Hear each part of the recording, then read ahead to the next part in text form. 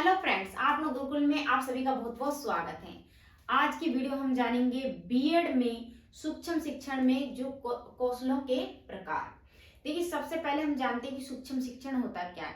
सूक्ष्म शिक्षण के जनक हैं डीएलन को कहा जाता है। इन्होंने अमेरिका के विश्वविद्यालय में सबसे पहले इसका उद्घाटन किया था, सूक्ष्म शिक्षण। ठीक है, तो एक तरह से सूक्ष्म शिक्षण क्या है, तो उसमें समय जो होता है वो कम होता है और इसमें जो छात्र छात्राओं की जो संख्या होती है वो क्या होती है, कम होती है।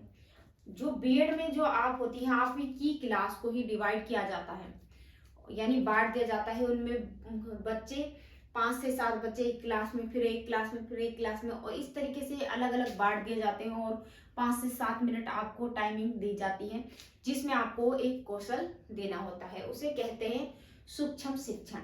ठीक है, जो कौशल आप देंगे उन्हें कहेंगे सूक्ष्म शिक्षण। और सूक्ष्म शिक्षण में मैंने आपको यहाँ पर 7 कौशल लिखे हैं। ठीक है, और जिनके बारे में आपको एक एक करके बताऊंगी।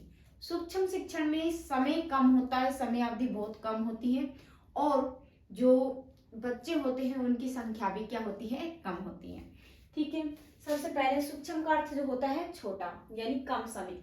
फिर सबसे पहले देखते हैं प्रस्तावना कौशल। प्रस्तावना कौशल बच्चों के पूर्व ज्ञान से संबंधित होनी चाहिए।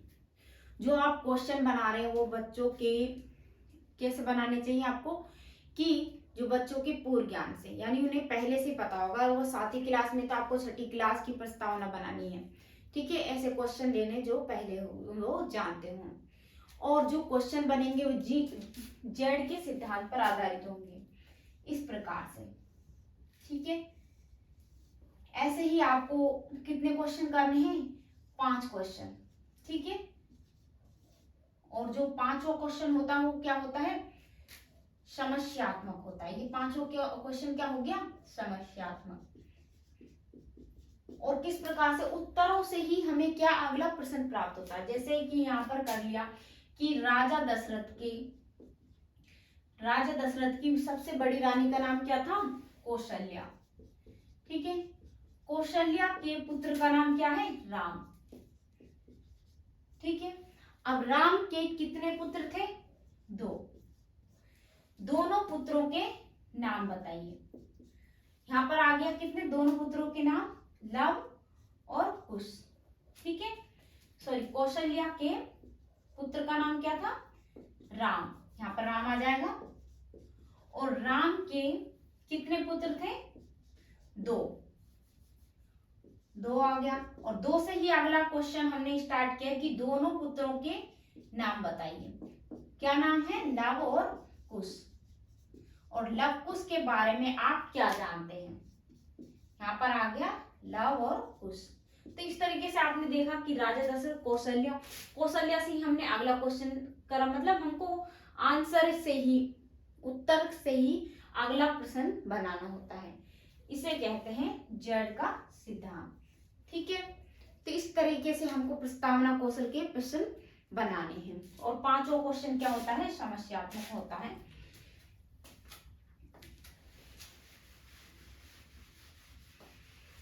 आगे देखेंगे हम कि जो प्रस्ताव व्याख्या कौशल में क्या होता है कि बच्चों को, सभी जो बच्चे होते हैं वो एक समान नहीं होते, तो उनके अनुरूप ही हमको व्याख्या करनी होती है कि बच्चों को आसानी से समझ में आए, यानी सरल से सरल भाषा में हमको उसकी क्या करनी होती है, व्याख्या करनी होती है उस पाठ की। और उसे सरल से सरल भाषा में बता देना, उन्हें समझा देना ही व्याख्या कौशल का सही अर्थ है।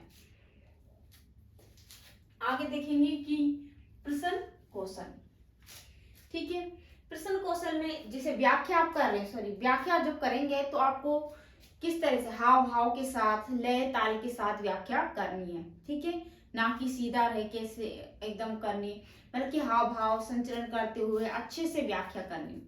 ठीक है, इसके बाद देखते हैं कि प्रश्न कौशल। प्रश्न कौशल में प्रश्न ज्यादा इस तरीके से होने चाहिए कि बच्चों को आसानी से क्या है, समझ में आए, सरल भाषा में हो, स्पष्ट हो, और जो क्रम हो उनकी क्रमबद्धता भी सही होनी चाहिए।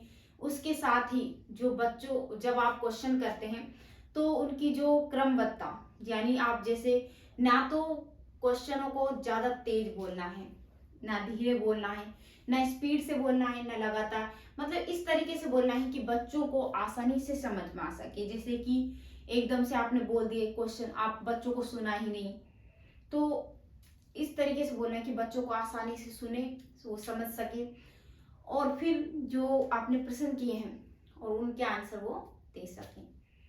ठीक है, इस प्रकार के आपको प्रश्न बनाने होते हैं और प्रश्नों को समान रूप से सबसे ही आपको पूछना होता है। प्रश्न जब पूछते हैं तो जो बच्चा, यानी ऐसे नहीं पूछे कि बैठे हुए हैं और आपने पूछ लिया, बल्कि एक एक बच्चे को खड़ा करके आप उससे पूछ सकते हैं कि जिसको पता हो वो अपने हाथ खड़े कर ले और उनमें से आप उनसे पूछें।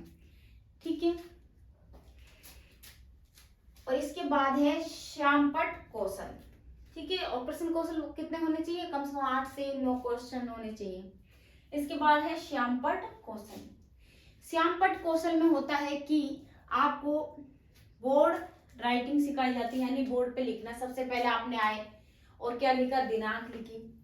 बोर्ड पर सब जो कौशल आप पढ़ा रहे हैं, जैसे श्यामपट्ट कौशल पढ़ा रहे हैं, तो उस पर आपको जो बोर्ड पे आप लिखते हो उसे कैसे लिखना होता है? बोलते हुए लिखना होता है। ठीक है, और किस प्रकार से लिखेंगे? 45 डिग्री के एंगल पर। ठीक है, आपने कुछ लिख रहे हैं तो इस प्रकार से आप लिखेंगे कि बच्चों को आराम से दिखे। ठीक है, यानी 45 डिग्री का एंगल आप बनाए रखेंगे। और आप जो लाइन होगी वो कितनी स्पष्ट होनी चाहिए, सरल भाषा में होनी चाहिए। दो लाइनों के बीच अंतर क्या होना चाहिए? समान होना चाहिए। अक्षर ज्यादा मोटे ना हो, छोटे ना हो, उसका खास ध्यान रखें, बच्चों को पीछे तक दिखाई दे। ठीक है, तो इसे कहते हैं हम श्यामपट्ट कौशल। इन सभी बातों का यहाँ पर ध्यान रखा जाता है। ठीक है, और अशुद्धि नहीं होनी चाहिए, शुद्धता पर अच्छे से ध्यान रखें। फिर आता है पुनर्बलन कौशल, जो हमारा 5वां कौशल है, पुनर्बलन कौशल। इसमें क्या होता है कि जो पुनर्बलन, अगर कोई बच्चा है अच्छा काम कर रहा है तो बड़ों के द्वारा उसे क्या दिया जाता है? प्रोत्साहित किया जाता है, उसे शाबाशी दी जाती है। तो वो बच्चा क्या करता है? अच्छा, बहुत अच्छा कह के उसे प्रोत्साहित करेंगे तो वो बच्चा और भी अच्छा काम करने के लिए आगे प्रेरित होगा, तो और भी अच्छा काम करेगा, आगे बढ़ेगा। तो इसीलिए हमें उसे क्या कहते हैं? प्रोत्साहित करने को पुनर्बलन देना, अच्छा कहना, ठीक कहना। तो इसमें जो पुनर्बलन होता है वो 2 प्रकार का होता है। एक होता है सकारात्मक, दूसरा होता है नकारात्मक। जो सकारात्मक होता है वो भी 2 प्रकार का होता है। कैसे? कि एक तो होता है शाब्दिक और एक होता है अशाब्दिक। शाब्दिक का अर्थ होता है कि उसने बोल के, यानी टीचर क्या बोलकर उसे प्रोत्साहित करेगा। जैसे किसी बच्चे ने अच्छा जवाब दिया, सही जवाब दिया, तो उसका क्या बोला? अच्छा, ठीक है, शाबाश। ठीक है, तो इस प्रकार से उसे बोला। और जो अशाब्दिक, यानी मुस्कुरा के देना और पीठ थपथपाकर, सिर हिलाकर कि हाँ ठीक है। तो बिन बोले भी हम क्या दे सकते हैं? पुनर्बलन, और बोल के भी इससे सकारात्मक पुनर्बलन दे सकते हैं। ठीक है, ऐसा नहीं कि गुस्से में कहा या पीठ नहीं उसको दिया, मतलब पीछे से इस तरीके से भी नहीं देना कि हाँ। तो मतलब एक तरह से ये हो गया सकारात्मक, जब आपने आराम से सब किया। और नकारात्मक होता है गुस्सा करना, और जैसे इस तरीके से नकारात्मक पुनर्बलन तो टीचरों को देना ही नहीं है। तो आप सिर्फ सकारात्मक पर ध्यान दें। सकारात्मक जो पुनर्बलन है वो है शाबाश, ठीक है, अच्छा, बहुत अच्छा, पीठ थपथपाना यानी मुस्कुराना, सिर हिला के देना, तो ये पुनर्बलन कहलाते हैं। ठीक है, इसके बाद है अगला, नेक्स्ट है हमारा 6वां कौशल, प्रदर्शन कौशल। प्रदर्शन कौशल में क्या होता है कि अगर बच्चे की रुचि जागृत करनी है उस प्रकरण जिसे आप पढ़ा रहे हैं, तो आप उसे एक चार्ट के माध्यम से, मॉडल के माध्यम से आप उसे समझा सकते हैं। ठीक है, तो उस बच्चे को, यानी पूरी क्लास को ही अच्छे से समझ में आएगा अगर आप कोई चीज चार्ट के माध्यम से बताते हैं। तो इस प्रकार से आपने कुछ बनाया और उससे कहा कि बच्चों इधर देखो, तो सभी बच्चे उसकी तरफ देखते हैं कि क्या है, तो एक तरह से उनकी रुचि जागृत होती है, सबका ध्यान केंद्रित होता है। तो प्रदर्शन कौशल उसे कहते हैं, यानी बच्चों का चार्ट मॉडल के माध्यम से ध्यान आकर्षित करना। इसके बाद है कि उद्दीपन परिवर्तन कौशल। ठीक है, उद्दीपन परिवर्तन कौशल में क्या होता है कि जो शिक्षक होता है जानबूझकर अपने ही स्वभाव में परिवर्तन लाता है। क्यों? क्योंकि उनको जो बच्चे होते हैं वो अपनी तरफ उनका ध्यान आकर्षित करने के लिए टीचर क्या करते हैं, कभी अपनी आवाज को, जैसे पढ़ा रहे हैं, अगर किसी का ध्यान नहीं है क्लास में तो क्या करेंगे, उस आवाज को यानी फटते हुए आवाज एकदम से तेज कर देंगे। तो जो जिस बच्चे का ध्यान है वो अचानक देखेगा कि सर ने इतनी तेज आवाज में क्यों बोला, एकदम से फटते फटते रुक जाना। तो रुकने पर भी बच्चे को लगेगा कि हाँ शायद सर मेरी तरफ देख रहे हैं, रुके क्यों। तो इस प्रकार से उसका ध्यान आकर्षित होता रहेगा, वो पढ़ाई की तरफ आकर्षित होगा। और क्लास में जब क्या होता है, उद्दीपन परिवर्तन कौशल में संचरण करते हुए पढ़ाएं। ठीक है, यानी एक स्थान पर ही सीधे ना खड़ा हो, ना कि उसे जो भी आप बोल रहे हैं उसे एक स्पीड में बोल दे, आराम से इस तरीके से क्लास में संचरण, कहाँ विराम देना है, कि कौन सी क्या पढ़ा रहे हैं उसे लय ताल हाव भाव के साथ पढ़ाएं। ठीक है, इसे कहते हैं उद्दीपन परिवर्तन कौशल। ठीक है, यानी स्वर कहाँ कम करना है, ज्यादा करना है, बच्चों का ध्यान केंद्रित कैसे करना है, तो ये उद्दीपन परिवर्तन कौशल कहलाता है। ठीक है बच्चों, अगर आपको ये वीडियो अच्छा लगा हो तो इसे लाइक करें, शेयर करें और सब्सक्राइब करें।